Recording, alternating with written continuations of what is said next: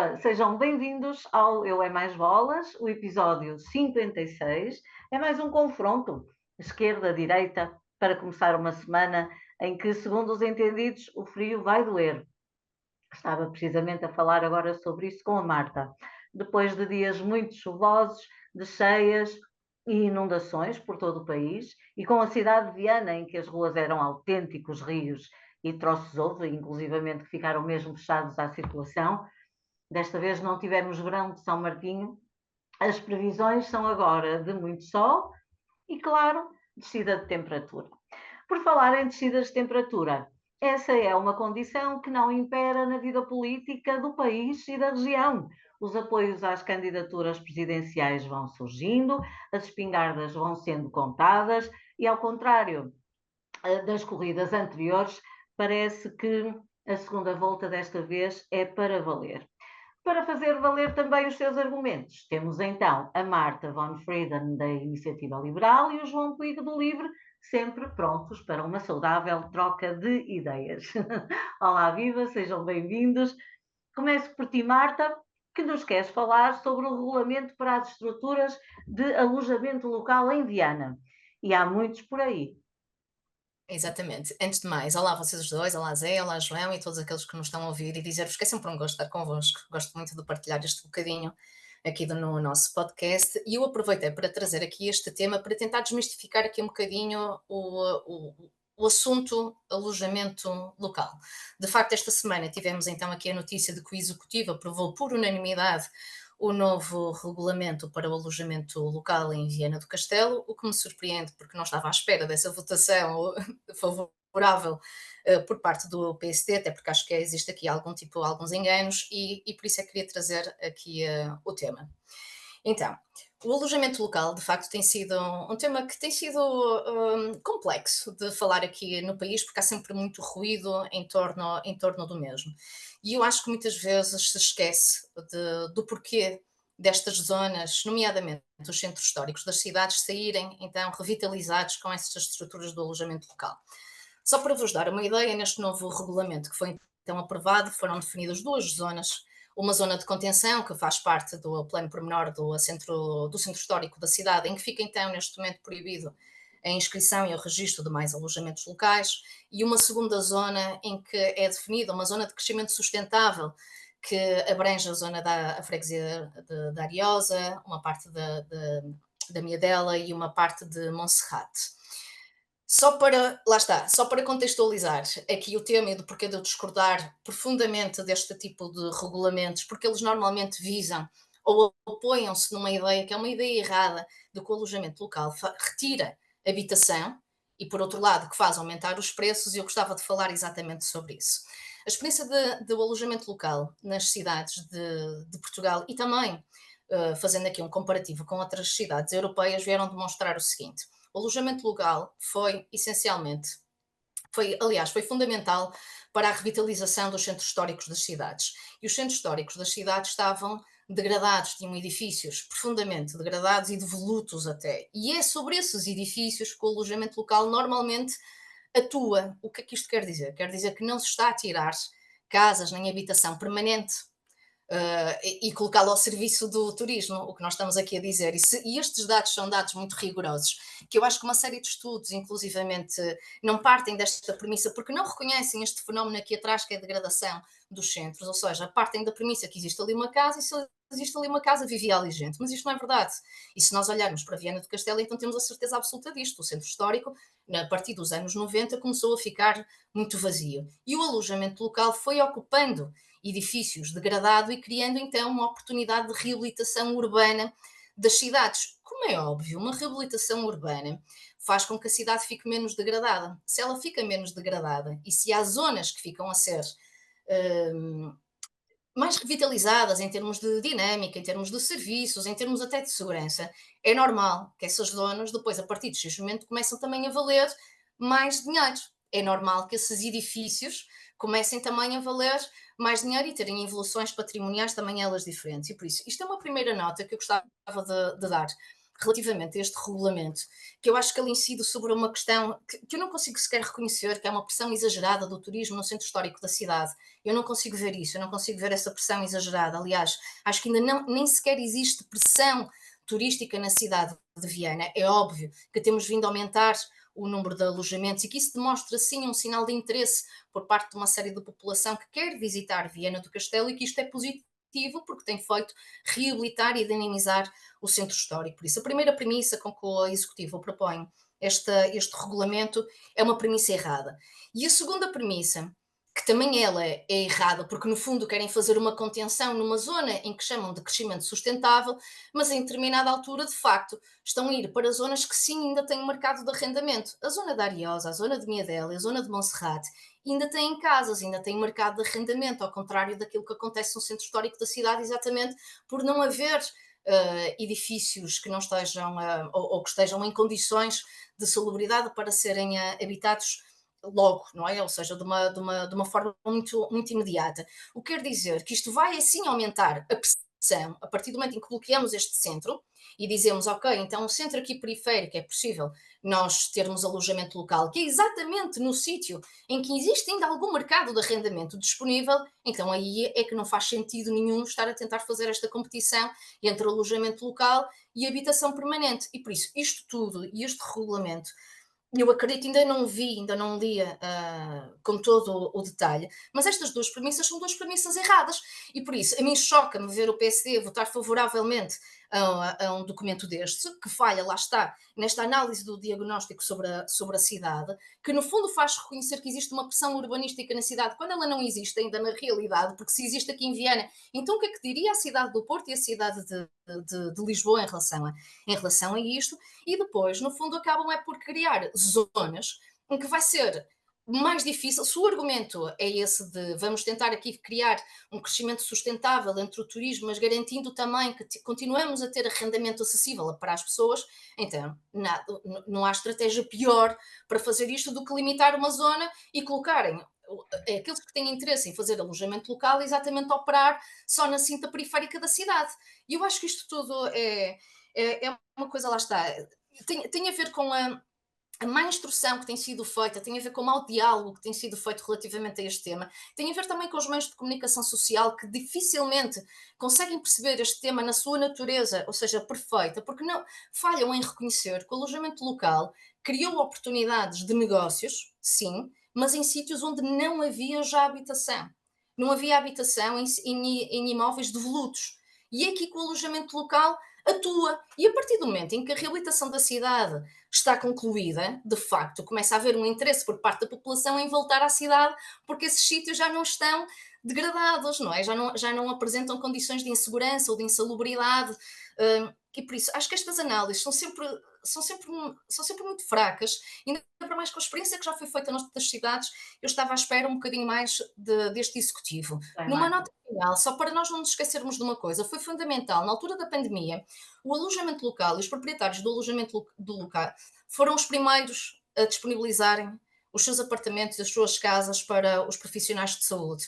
E eu vejo de uma maneira muito, muito triste e até desonesta vermos agora a diabolização de um negócio que normalmente, e aqui em Portugal, tem características de trazer um segundo vencimento, mais um pé de meia, para uma série de pessoas de classe média que olham para isto como uma oportunidade de verem fortalecidas os seus rendimentos e as suas poupanças também. E eu acho que isto tudo é uma estratégia desastrosa e é um sinal mau, porque estamos aqui a sinalizar que em Viana do Castelo já estamos a ter pressão turística, quando na realidade nós precisaríamos, sim, se calhar, de fazer um turismo sustentável, é verdade, mas não com estas características e não com esta limitação do alojamento local. Muito bem, Marta. João, há quem defenda que as casas areiam para os jovens também por causa do excesso do alojamento local. É uma razão válida? Olá a todos, olá Marta e olá Zé, ainda não me tinha dito olá, e também olá aos nossos ouvintes. Uma pequena parte rápida, só quero dar os parabéns aos 45 anos da Escola Superior de Educação do IPBC, que acho que coincidiu até com o aniversário do Eu é Mais Bolas, mas É não, verdade. não. E também queria deixar uns parabéns ao Yuri Leitão pela sua condecoração, um dos nossos desportistas vienenses de referência. Ok, em relação agora aqui ao alojamento local, é assim, eu não tenho dados certos sobre o alojamento local em Viana, mas existem dados certos do impacto que o alojamento local tem feito sobre a habitação no geral. Um, por exemplo, o exemplo do Porto, como a Marta também falou, eu tive de eu próprio e amigos meus a sermos expulsos de apartamentos para alojamento local, por isso nem sempre foi em razão dos prédios devolutos, foi às vezes por razões de interesse económico, o que também pode ser justo, que a pessoa é dona da casa, também pode decidir como pode investir nela. Claro que isto depois começou a chegar a valores muito altos de alojamento local, como também os próprios preços do alojamento local, que às vezes 100 euros à noite, que acontece, fez com que os preços das próprias rendas subissem também. Por isso, a Marta estar a fazer a referência que o alojamento local não tenha interferido com a crise da habitação é um bocadinho também desonesto. Eu não estava à espera isso da Marta, que a Marta costuma ter valores muito precisos e costuma ser até uma boa referência para os valores e para a parte da pesquisa. Mais uma vez digo que não tenho certeza de números em Viana do Castelo. Existe de facto esse lado positivo também do alojamento local que renovou os prédios mais degradados. Houve um movimento gigantesco de reabilitação das casas, dos apartamentos e por aí fora, mas considero muito que também é um responsável, isto nada é preto e branco, também foi um responsável dos preços das casas terem subido.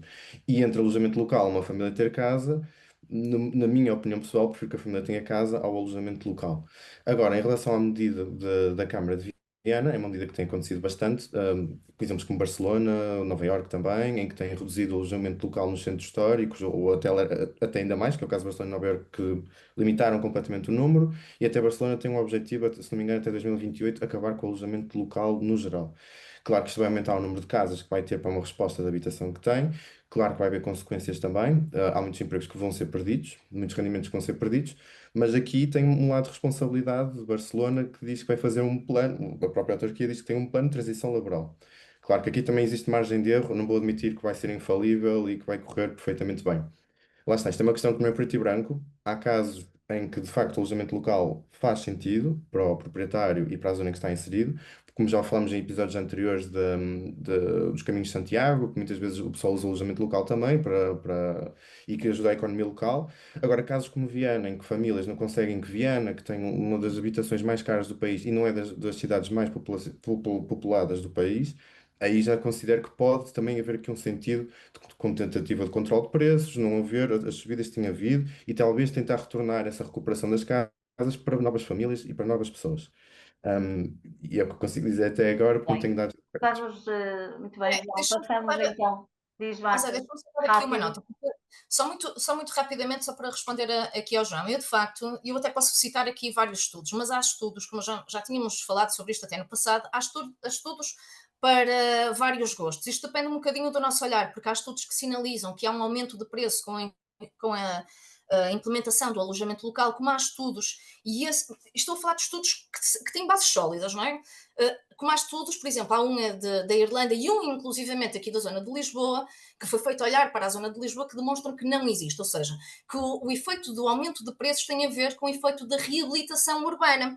Não tem a ver exatamente com o alojamento, com o negócio do alojamento local em si, mas sim com a reabilitação urbana que foi promovida através do alojamento local, que é uma coisa diferente, e por isso é que eu acho que estes temas devem ser bem centrados, bem focados, porque de facto nós não podemos estar a diabolizar um setor que foi preponderante para a reabilitação urbana de uma série de cidades e dizer que ele é o causador do aumento de preços. A questão não é Ok, ele ser Marta. o causador, ele é o causador da reabilitação urbana, e essa reabilitação urbana, sim, a partir do momento em que temos zonas mais dignas, essa reabilitação urbana faz aumentar preços.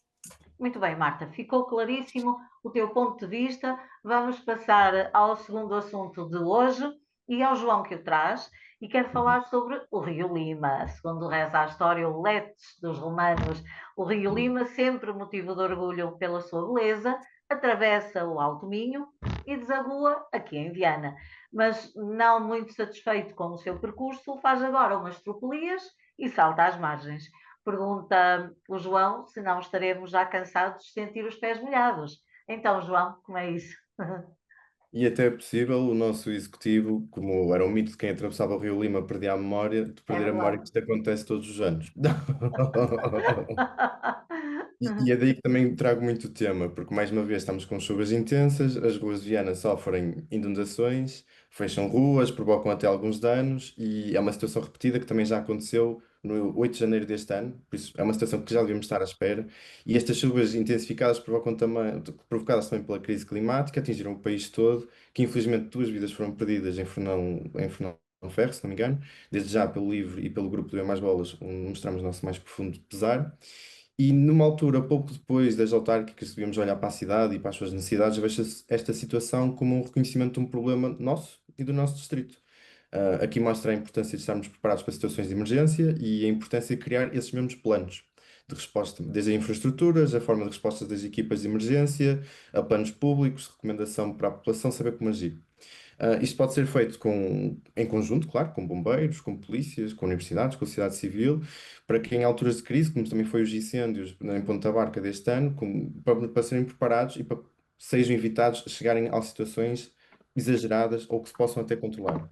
E isto é possível através de um mapeamento de riscos. Podemos criar um mapa que sabemos quais são as zonas mais prováveis de criar inundações, e atualizar para os cenários futuros, auditar as infraestruturas, como identificar os gargalos e ativos críticos, estudar opções até como bacias de retenção naturais que armazenem volumes grandes de água, pavimentos permeáveis, parques inundáveis, basicamente são espaços públicos que servem como áreas de lazer enquanto não há, por exemplo, as altas chuvas, e depois, depois permitem ser a retenção de cheios, por estarem ligeiramente mais abaixo, permitem ter essa parte de retenção das águas, como corredores verdes e ripários que fazem recuperações da margem dos rios para alargar o leito da cheia e assim reduzirem a velocidade das subidas das águas. Isto também, podemos também priorizar intervenções de baixo custo e alto custo, desde a parte mais infraestrutural a coisas de baixo custo, tão simples como gestão de limpeza, investir em sistemas de alerta e centros de operação e implementar algumas dessas coisas com regulamentos e incentivos para retenção de local, para mobilidade e por aí fora. E a partir daqui, este tipo de planeamento que esperamos que um executivo autárquico, que é responsável, haja pelo bem da sua comunidade. Isto são coisas possíveis de se fazer, de monitorizar, de testar, e nós conhecemos o problema, existem soluções. Agora a pergunta fica: será desta que o Luís Nobre e todos os autarcas terão noção de que é preciso agir para construir uma cidade preparada e que protege os seus cidadãos? Bem, Marta, depois do Rio Lima, tu vens dos lados do Rio Minho e do Coura, passa ali mesmo ao pé, e esses caudais também se fizeram sentir esta semana. Eu soube disso, não foi assim? Foi, é verdade. E respondendo aqui ao João, só dar aqui uma nota. Em sede de plano diretor municipal, estas zonas todas estão identificadas, ou seja, as zonas de leito de cheia estão identificadas e há já restrições, mesmo na construção e tudo, há uma série de restrições na construção e na edificação nestas zonas, por isso elas estão perfeitamente mapeadas. Eu concordo com o João quando fala aqui da questão das bacias de retenção, de colocarmos outro tipo de vegetação para podermos no fundo, fazer com que este avanço das águas não ocorra tão rapidamente. Mas nós, de facto, nesta semana tivemos aqui algumas situações que são situações excepcionais, não é? E quando estas situações excepcionais batem todas, ou seja, confluem todas no mesmo momento, nós podemos assistir aqui a algumas destas inundações. Mas só mesmo dar nota que, lá está, sim, concordo que acho que é necessário e acho que é possível nós termos aqui outro tipo de abordagem naquilo que são as zonas de leito de cheia, mas dizer também que elas estão perfeitamente mapeadas e sinalizadas. Aliás, alguém que entre dentro do site da Câmara, por exemplo, da Câmara de Viana do Castelo, e que consulte o plano diretor municipal, vai descarregar um ficheiro, cada ter numas zonas junto ao rio, uma legenda com umas barrinhas a dizer que aquilo são zonas de leito de cheia e por isso já existem algumas restrições até ao nível, lá está, da edificação. O que é que eu acho? Acho que sim, acho que faz sentido a Proteção Civil trabalhar na área da prevenção e não só quando as coisas já estão a acontecer, porque estes fenómenos tendem a ocorrer com cada vez mais frequência. Eu acho que vamos ter a necessidade de criar uma proteção civil mais ágil, mais eficiente e que faça de facto a prevenção em vez de estar a agir depois de tudo já ter acontecido.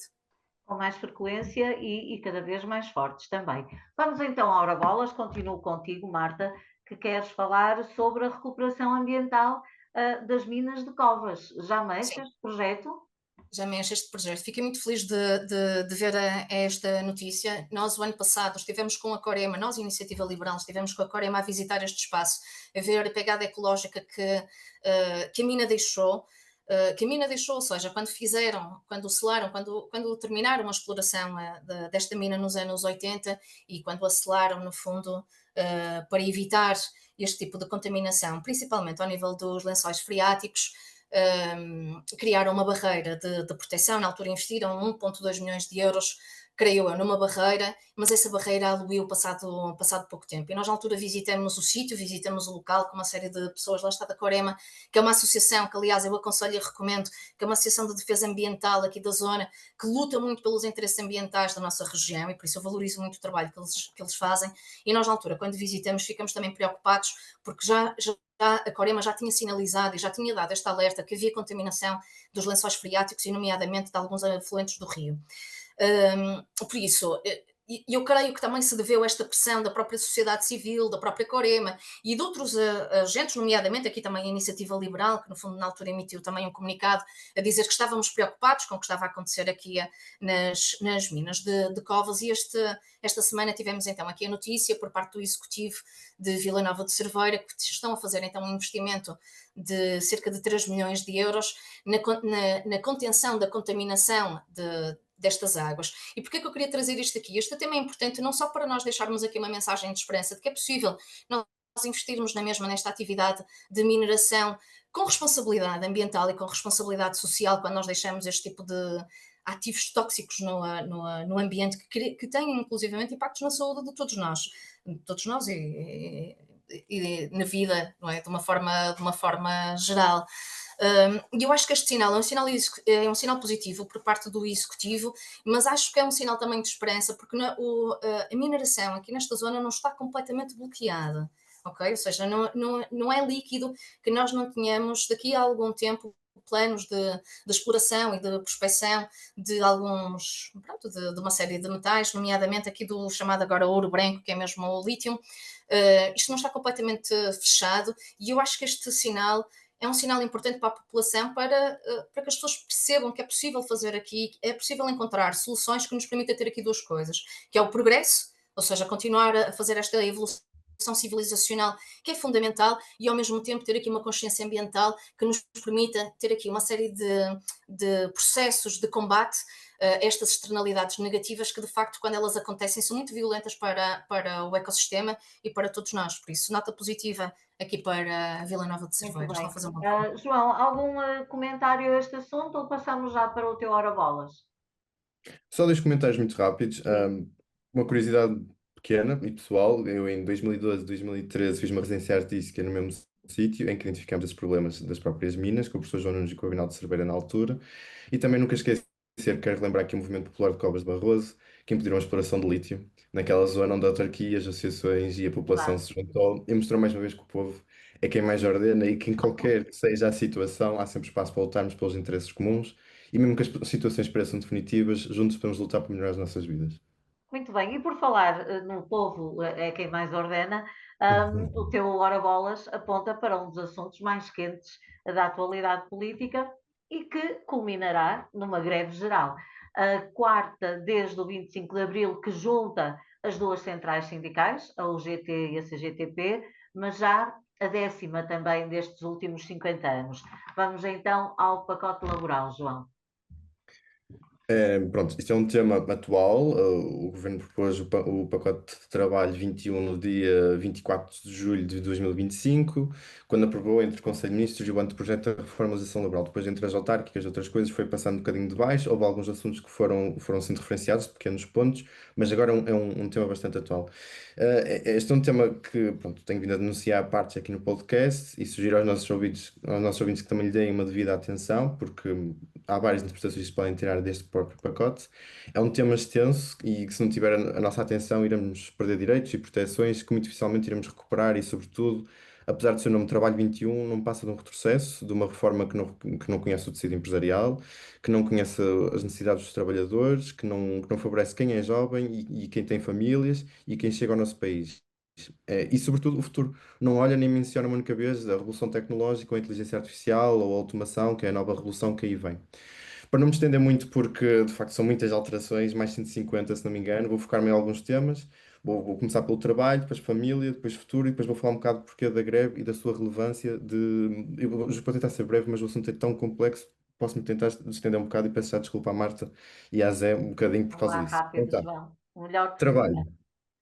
Vamos começar pelo trabalho. Então, a proibição de recursos à terceirização de serviços. Na lei atual, depois de um despedimento coletivo ou despedimento por extinção de posto de trabalho, a empresa não pode, durante 12 meses, recorrer ao outsourcing para as mesmas funções. O anteprojeto revoga essa proibição. Por exemplo, um banco que despede 150 pessoas do back-office, semanas depois pode contratar uma empresa externa para executar as mesmas tarefas. O travão à substituição de trabalhadores desaparece e pode ser substituído por alguém mais precário, o que é uma conquista que no próprio setor se vai perder aqui. A duração do contrato a trabalho de termo. A lei atual, um contrato a termo certo pode durar até 2 anos, um contrato a termo incerto até 4 anos. O anteprojeto atual alarga os prazos máximos para 3 anos para os contratos a termo e 5 anos nos contratos a termo incerto. Isto é provavelmente uma das alterações que, se aprovado, vamos sentir mais.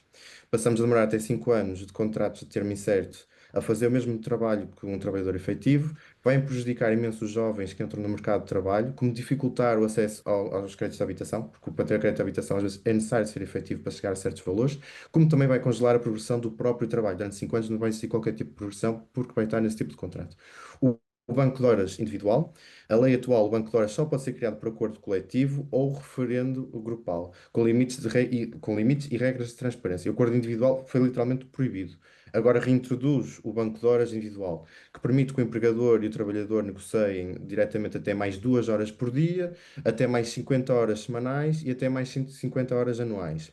Desprotege os trabalhadores, de certa forma, e deixa-os sob mais pressão patronal, porque no coletivo evita-se que chegue ao ponto máximo de horas que podem vir a ser pedidas.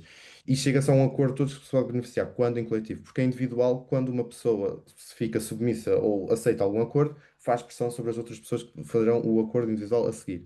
E relembro aqui as jornadas de trabalho, a Espanha que agiu de uma forma progressista e reduziu de 40 para 37 horas e meia por semana, para se iniciar um compromisso de conciliar a vida profissional com a vida familiar. O que é que estamos a fazer sobre isso? Absolutamente zero, bem pelo contrário. A obrigação de prestação de serviços durante a greve. Na lei atual, os serviços mínimos implicam, pronto, as coisas mais básicas, como a saúde, transportes, energias, combustíveis, águas, correios, telecomunicações, funerais, bombeiros, atendimento público por aí fora. Agora acrescenta também creches, lares e cuidados de idosos, doentes, pessoas com deficiência, abastecimento alimentar e seguranças privadas, bens e equipamentos essenciais. Qual é que é o efeito disto? Os trabalhadores em creches e lares e vigilantes de hospitais e infraestruturas podem ter que assegurar turnos em greve. O direito à greve mantém-se no papel, mas perde a única coisa que o torna eficaz: o impacto. O impacto das coisas pararem para haver um tema de conversa, para as coisas serem postas na mesa. A Ministra de Trabalho garante que não mexe nesse direito, mas mexe precisamente nesse impacto que é a greve. Agora, a presunção de contrato de trabalho com plataformas digitais. Há a presunção atualmente, a presunção do contrato de trabalho com a plataforma. Existem alguns indícios. A plataforma fixa preços, define regras, controla os algoritmos, limita os horários, por aí fora. E para a segurança social, até bastava chegar à metade do rendimento que já era considerado da empresa. Atualmente, já não basta ter alguns indícios, passa a ser necessário cumprir condições em simultâneo de um trabalho que tem sido regulado a pelo menos 80% de rendimento. O que é que isto faz? Isto faz que muitos trabalhadores fiquem desprotegidos e vistos sempre como trabalhadores independentes. Eu vou só acelerar assim um bocadinho, porque agora vou para a parte das famílias. Este é o tema que se calhar foi mais falado até agora, e que já foram também muito tema de conversa. O governo quer impor às mães e aos pais, e mães e pais com filhos deficientes também, que trabalhem ao fim de semana e que trabalhem à noite. Isto complica a vida das famílias, isto torna cada vez mais difícil a gestão da vida familiar com a vida profissional. Relembro também que acaba a licença de luto gestacional. As famílias já não podem ter tempo para recuperar de perdas de famílias, não podem ter tempo de se curarem antes sequer de voltarem a trabalhar. O período da amamentação, que também foi um assunto que foi falado aqui no podcast, que se sobrepõe até ao que é aconselhado por médicos, e relembro esta frase, que isto para mim foi quase inédito, da Maria Rosário Palma Ramalho, a Ministra do Trabalho, sobre uma das alterações à lei laboral. Isto está no expresso. Defendi as mulheres com a medida sobre a amamentação. Há que calibrar uma dispensa de 2 horas por dia, sem limite de tempo. Há mulheres a trabalhar 6 horas por dia e a ganhar 8. E ganhar um mês sem trabalhar uma semana. Manter isto não é razoável. Vamos agora pensar no pacote de horas individual e querer o completamente oposto do que deveria ser. Agora, em relação ao futuro, e aqui encontrei um artigo bastante interessante que recomendo, da reforma laboral, modernizar para trás, da Maria Luísa. E aqui vou tentar ser muito rápido, até vou tentar sintetizar um bocadinho. Então, basicamente, houve um estudo feito pela Fundação Francisco Manuel dos Santos, que divulgou que com a inteligência artificial e com a nova revolução digital que aí vem, que várias profissões vão sofrer vários colapsos. Várias profissões vão parar de ser, de haver continuamente dessas profissões. e corresponde a 28,9% da maior parte das profissões. 20, com, peço desculpa, perdi aqui um bocado.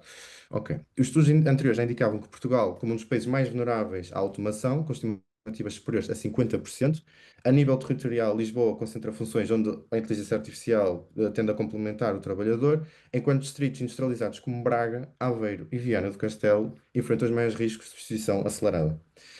E o estudo recomenda então políticas públicas focadas na proteção e na requalificação de trabalhadores vulneráveis. Algo que eles também no programa anterior tentavam retirar, que era a formação dos próprios trabalhadores. Foi agora retirado, porque tem havido umas alterações nos últimos dias. Penso que a partir daqui já conseguimos compreender algumas razões porque é que esta nova reforma laboral está a gerar tanto descontentamento. E agora quero deixar aqui uma atenção às ações do governo. Este programa foi aprovado pelo Conselho de Ministros 2 meses depois das eleições legislativas e este programa laboral não estava no programa da AD. Foi feito pelos conhecimentos de todos os eleitores, inclusive enganou quem votou nesse próprio partido.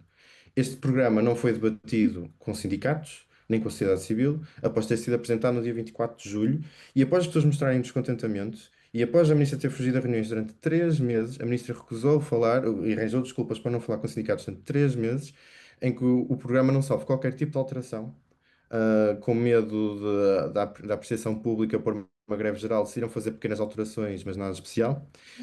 O Mário Mourão, da UGT, disse: percebemos que o governo, isto é uma citação, percebemos que o governo se estava a preparar para dizer, quando acabasse a discussão do Orçamento de Estado de 2026, que não havia condições para acolher as novas propostas, a não ser que assinássemos um acordo. Ou seja, a GT teria que assinar em branco, que é o que a GT se recusou a fazer porque não houve diálogo.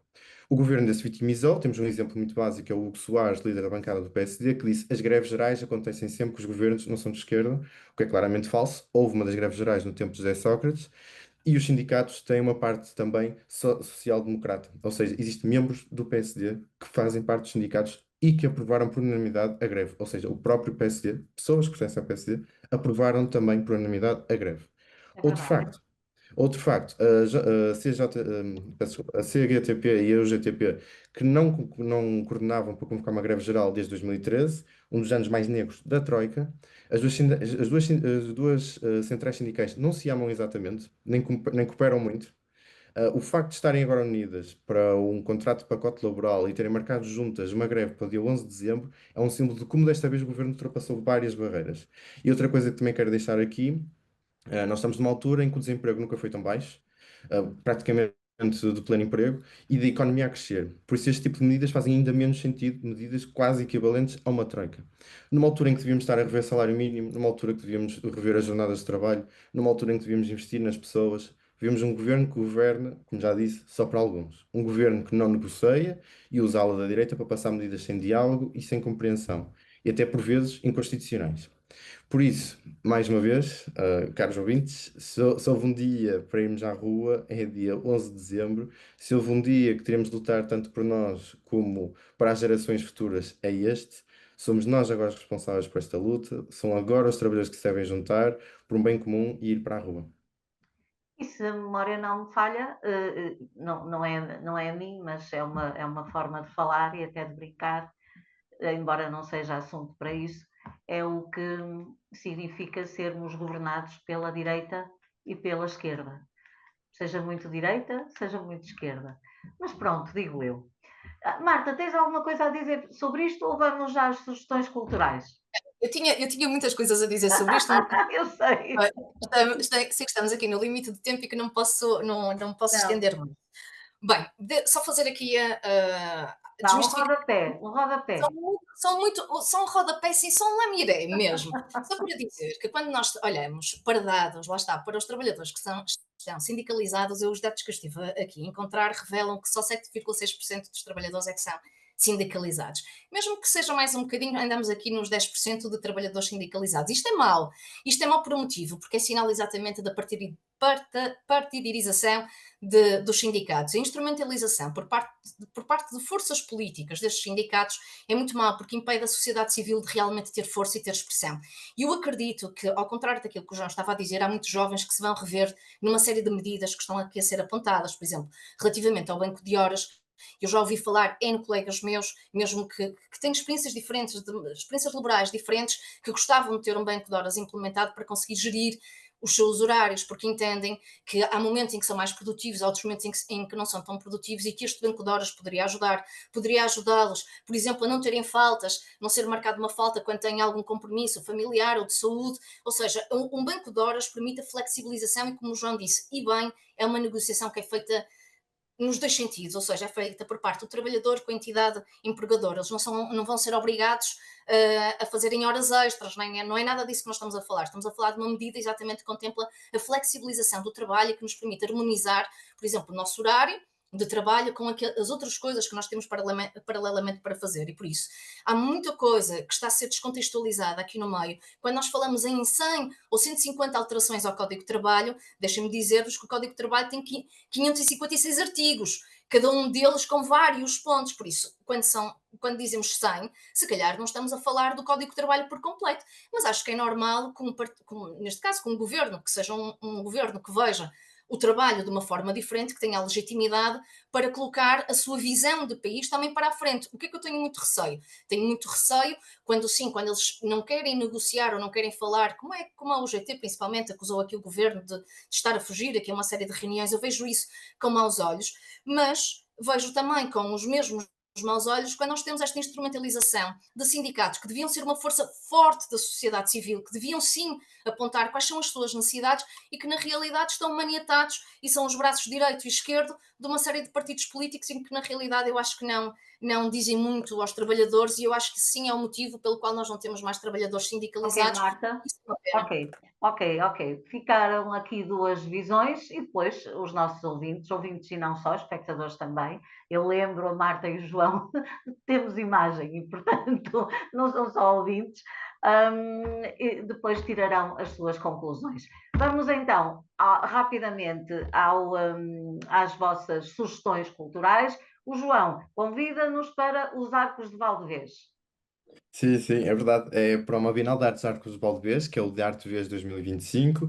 Eu já participei 3 vezes na Bienal, recomendo bastante. Eles fazem tanto no próprio espaço de Arcos de Valdevez, como também em salas mais pequenas. E também, em caso de perderem agora a inauguração, têm oportunidades depois em 15 de novembro na Casa das Artes, 23 de novembro na Casa do Povo de Soares e 30 de novembro na Casa de Castelo de Sistelo. Por isso conseguem chegar. E também aconselho aqui uma sugestão cultural, que é a Greve Geral de 11 de dezembro. Muito bem. E tu, Marta, sempre na raia, com os galegos a espreitar, qual é o programa? Olha, eu gostava de vos convidar então para o 12º Simpósio Ibérico, que vai unir então aqui a cidade de Cerveira, Vila Nova de Cerveira e Tominho, para falarmos exatamente de quê? Da defesa do Rio Minho, que de facto é um ativo estratégico aqui da nossa região, tem um potencial incrível, mas está também ameaçado e por isso convido-vos a vocês todos, se quiserem um programa cultural que pronto, é aqui um bocadinho mais informativo, vamos assim dizer, não tanto na componente do lazer, mas que eu acho que vale a pena para também percebermos então quais são as especificidades que tem aqui este Rio Minho, que é tão importante para estes dois pontos do país, para estas duas Verdade. margens.